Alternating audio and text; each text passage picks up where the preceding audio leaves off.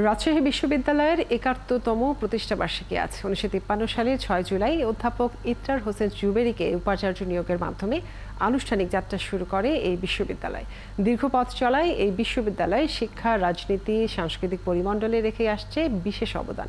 বর্তমানে শিক্ষা মানের উন্নয়নের পাশাপাশি শিক্ষার্থীদের দক্ষ জনশক্তিতে রূপান্তরে জোর দেওয়ার কথা বলছে বিশ্ববিদ্যালয় প্রশাসন। মেহেদী হাসানের তোলা ছবিতে রাশিদুল হক রুশোর প্রতিবেদন। ভাষা আন্দোলনের কিছুদিন আগে থেকেই রাজশাহীতে একটি বিশ্ববিদ্যালয় প্রতিষ্ঠার জোর দাবি ওঠে। দাবি পূরণের লক্ষ্যে ৬৪ জন বিশিষ্ট ব্যক্তিদের নিয়েও গঠিত হয় বিশ্ববিদ্যালয় বাস্তবায়ন কমিটি। ১৯৫২ সালের ১০ ফেব্রুয়ারি ডাকা হয় জনসভা।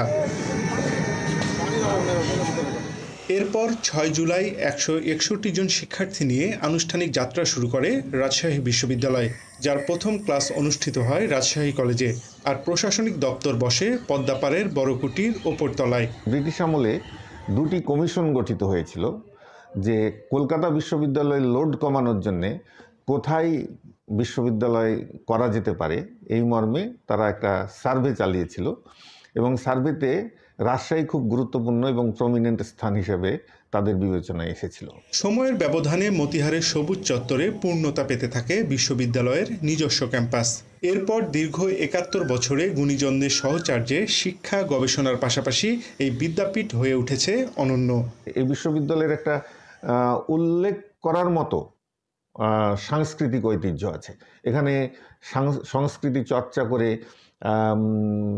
জাতীয় পর্যায়ে সাংস্কৃতিক ব্যক্তিত্বে পরিণত হয়েছে এরকম প্রচুর লোক আছে যাদের কথা আমরা সাধারণ মানুষরা জানি না। বিশ্ববিদ্যালয়ের প্রশাসন বলছে শিক্ষার্থীদের মান উন্নয়নে বিশ্বমানের শিক্ষা গবেষণার সমকক্ষে নেওয়ার পাশাপাশি দক্ষ মানব সম্পদ হিসেবে গড়ে তোলার প্রতি নজর দেওয়া হচ্ছে। দেশে বিদেশে সুনামের সাথে শিক্ষা, গবেষণা, কর্মসংস্থান বিভিন্ন ক্ষেত্রে তারা ভালো অবস্থান তৈরি করতে পারছে।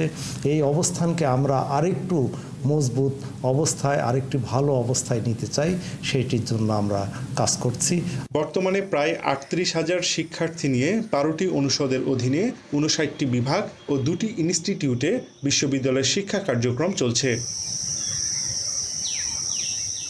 রাশিদুল হক রুশো, ৭১, রাজশাহী।